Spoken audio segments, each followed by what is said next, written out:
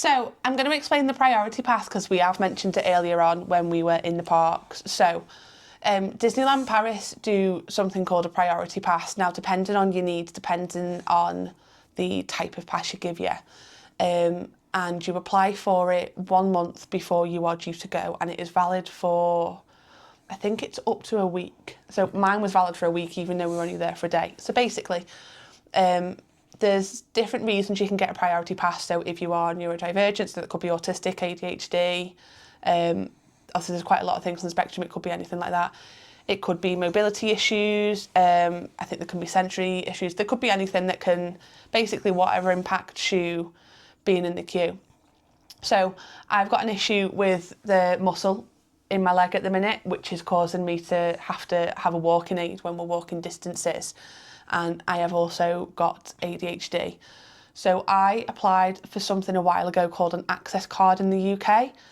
And I think I applied for the access card, gosh, it was a while ago. I think it was end of August, maybe early September. Yeah, it was quite early.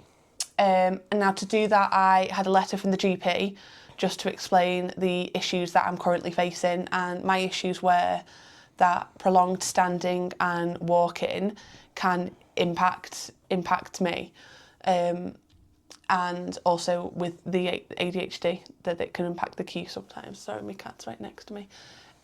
So I got the letter from the GP and then I applied for the access card. Now I did have to pay for the letter from the GP because obviously they don't really do things for free anymore, and that was £30. And then I applied for the access card, which lasts for 3 years, and that costs £15. Now once you get it, it comes through, and on the access card it's got little symbols on it, and I think mine has, it's not like a wheelchair, but it's got something about accessibility on it, and it's got something about the ADHD on it. Sorry, the cat is really just trying to be a menace next to me on there. So when I knew I had the access card, and when I could apply for the priority pass, which was a month before going to Disney, I went online to the Disneyland Paris website, and I think I just typed in priority pass. In fact, I think I just on Google typed in Disneyland Paris priority pass, and it takes you straight to the link, and I just filled in the form. It was really simple. You just put your name in, I think I might put my date of birth, my email, and the date of the visit, and then it just asks a couple of questions. And one of the questions that I got was, do you need a wheelchair or walking aid? So obviously I answered yes. And then it takes you to the end and it says that your application is with the park, and when you get to the park, you either go, so if you are staying on site, you can go to your hotel reception and they can issue it for you, or when you get to the front of Disneyland, because you go sort of through the bottom of the Disneyland Hotel, to the right there is like ticket offices, and just go, they've got cast members that sort of like will say whether you can go through or not. The cat's just running around everywhere. So I asked the cast member and they said, yeah, just go in this queue. And then what they do is they check you give them the application number when you get to the window, and you give them your proof. So my proof was the access card, so make sure you take that with you, and they tend to ask you for a form of identification, so make sure you've got something with you. Anyway, they'll do the access card there and then for you, and everyone gets a different colour. Now I don't know what the different colours mean. All I know is that mine was a gold rim, wasn't it? It wasn't a gold rim, it was a small box which is on there. I'll show a picture of it. It's going to be a small amount of the card. Oh, was it the purple box? It was a purple Okay. box, so you had different coloured boxes, and whatever colour that box was determines what you got. Yeah, there we go. So see, he paid more attention to it than me. So there's a little box. I forgot about the box, to be honest. So there is a little box. So then when you go into the rides that you want to go to, so the first one we went on was Big Thunder Mountain. So I just went to the main line, and there's always a cast member at the front. I just said, I've got this card. Please, can you tell me where I need to go? In which she explained, for that one, you go, excuse me, you go through the exit, so where you come off the ride, and there's a different side for you to go on. And you kind of almost go on straight away, you don't. So the first time we went on, there was no one else waiting in that queue.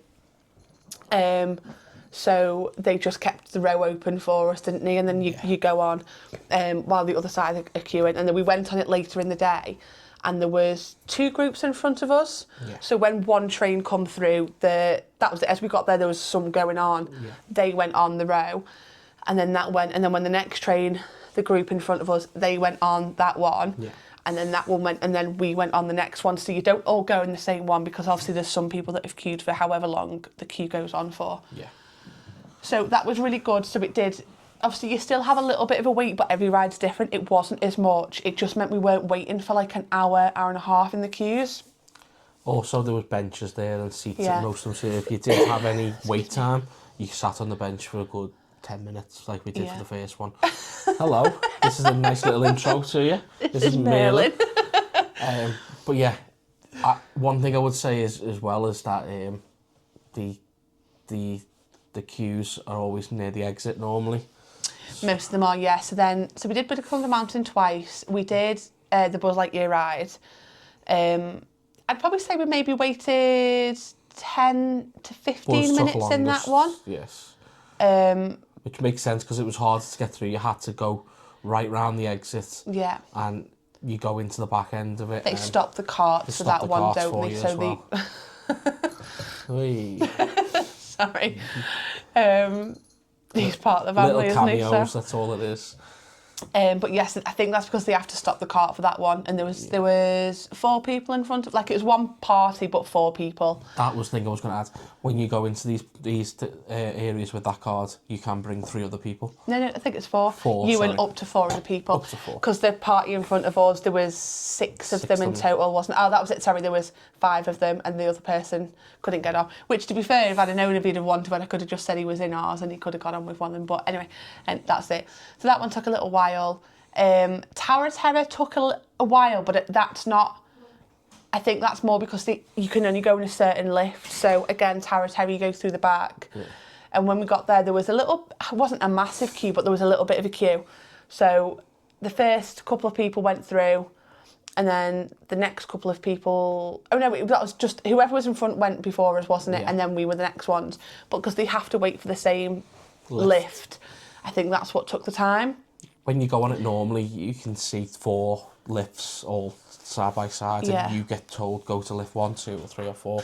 We were just always to the one on the far left when you're in the queue, which is fine. We got on it quicker than anyone outside of it. So I think the total for that, for getting in the queue, on the ride and off the ride, it was like 35 minutes, which isn't too bad because the queue was like an hour and a half. And we did have not a mechanical issue, but they had to stop the ride, so that so we might did have one been even drop. less than 30 minutes. So it would have been, we did the one drop, but there was some like younger with the feet up, kids with their feet on the thing in front, and they said no, it's health and safety, we can't do that.